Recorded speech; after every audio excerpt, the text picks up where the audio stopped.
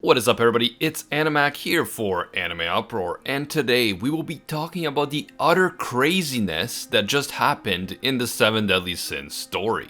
Brace yourselves because we just got major answers to some of the biggest lingering questions from the last few chapters of the manga. And a new arc has seemingly been confirmed, although I certainly did not expect this new arc to go in the direction that it has. With that said, I now believe that not only one more, but potentially several more arcs could be on the way. And the trolling of the 7 Deadly Sins fans by the mangaka Nakaba Suzuki continues in epic fashion. Man, there is just so much to talk about and I can't wait to get into it. If you enjoyed the 7 Deadly Sins content on this channel, you can leave a like to let me know. And if you're new to AnimeUproar, don't forget to subscribe and hit that notification bell. And of course, this video will contain manga spoilers. We are discussing the latest events in the manga, so please proceed with caution, you have been warned. Chapter 311 of the manga starts off with everyone breathing a huge sigh of relief as they realize that Elizabeth did not die in the cliff collapse from the end of the last chapter. Merlin managed to teleport Elizabeth just in time, although Elizabeth was injured in the process. This is what I said I thought would happen in my previous 7 Deadly Sins video, I just couldn't see Elizabeth actually dying. So I thought that she would come out of the rubble injured, but alive. However, in the previous video, I also predicted that this next arc would involve the Supreme Deity, but as we found out later in this chapter, that is not the case, at least not yet, but more on that later. We then see that Elizabeth's curse has manifested once again, even though Meliodas had seemingly destroyed it back in chapter 306. Meliodas then uses an incredible power, a power that is seemingly on the same level as the power of the Demon King, to destroy the curse once again. But even after that, the curse just regenerates once more. When Escanor asks why is only Elizabeth's curse regenerating, Meliodas says that his curse had been placed upon him by the Supreme Deity, but Elizabeth's was placed upon her by the Demon King, and as Bond points out, this regeneration of the curse seems to indicate that the Demon King hasn't yet kicked the bucket. The Demon King still hasn't been defeated. And speaking of Bond, the long-awaited and highly requested new AnimeUproar shirts are finally here. Introducing Bond, Love the Pain, created by pro manga artist Kuzomari. And also Escanor, All Hail the One. Escanor in his The One form, also created by Kuzomari. If you want to get these new shirts and support the channel at the same time, check out AnimeUproar.com, link in the description. Now, I don't know about you, but I was a bit confused about who placed the curse on whom 3,000 years ago.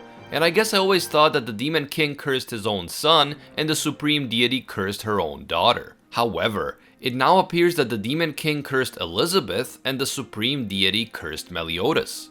The different translations were a bit murky on that in the past, but it now seems clear that this is the case. But even if we accept this fact, it still doesn't make complete sense, because if Elizabeth's curse is regenerating because the Demon King has not yet been fully defeated, then shouldn't the same apply to Meliodas' curse? After all, the Supreme Deity hasn't been defeated either. We haven't seen her even fight anyone yet, so why did Meliodas succeed in destroying her curse, but not in destroying Elizabeth's curse?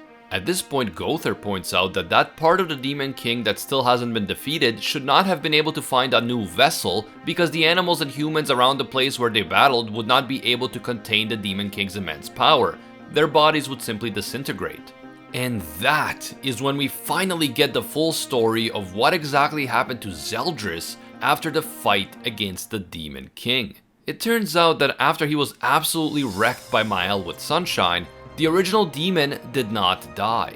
Instead, he was split back into his two parts, Chandler and Cusack, and the two of them, though visibly injured, were at that point still alive.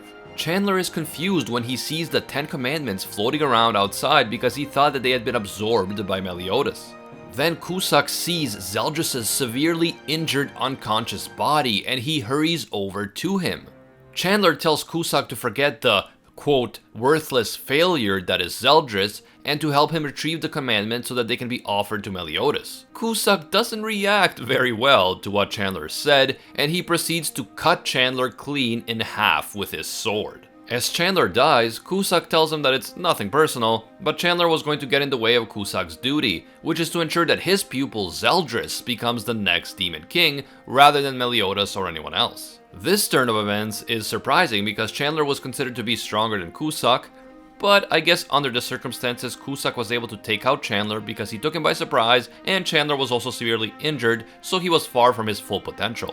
We then realized that as the Demon King was being defeated by the Sins just a few chapters ago, Cusack snuck in there, took Zeldris, took the 10 Commandments, and escaped without being noticed. Cusack proceeds to explain why he is so loyal to Zeldris.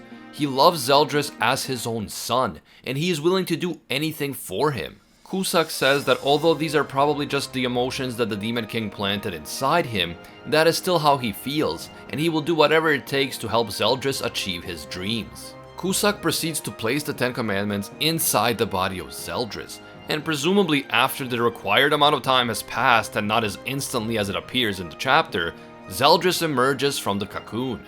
It seems that Cusack did not know what Zeldris, Meliodas, and the others learned just a few chapters earlier. Absorbing all of the commandments doesn't make you more powerful than the Demon King. It merely makes the one who absorbs the commandments a new vessel that the Demon King can take control of. As the new Demon King Zeldris emerges, he immediately destroys Cusack simply because he considers Cusack to be nauseating. Now, in a new adult form, just like Meliodas had been when he was possessed by the Demon King, the new Demon King Zeldris is born.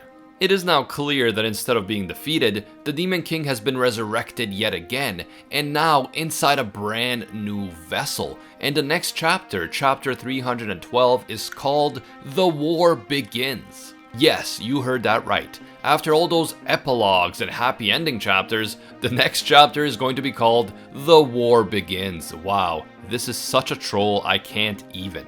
Anyway, to me this definitely seems like the setup for a brand new Demon King Zeldris arc, and even more arcs could be coming in the future if the Supreme Deity ever decides to stop chilling in the Celestial Realm. And that's without taking into consideration the potential for entirely new kingdoms and villains potentially being introduced in the future. At this point, I'm honestly starting to think that Nakaba Suzuki may have changed his mind about ending the series.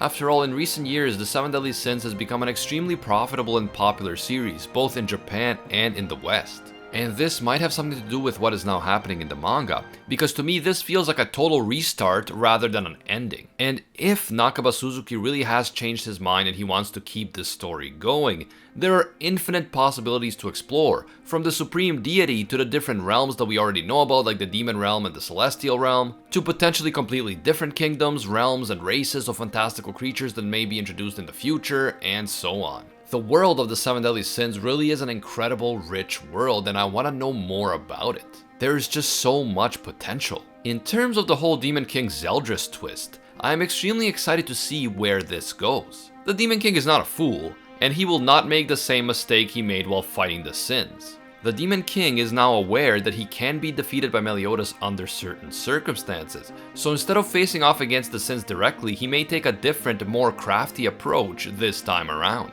He will of course be dealing with resistance from Zeldris on the inside, because Zeldris never wanted to be controlled by his father. In fact, he wanted to become the next Demon King so that he could rule much differently than his father has been ruling for all these years. I expect that Gelda, who is now free and out looking for Zeldris, will play a major role in this new arc. Zeldris will need a massive amount of willpower in order to resist the Demon King, and seeing Gelda alive once again may be the exact kick in the pants Zeldris will need to fight back from the inside. But the big question is, what will the Demon King do now?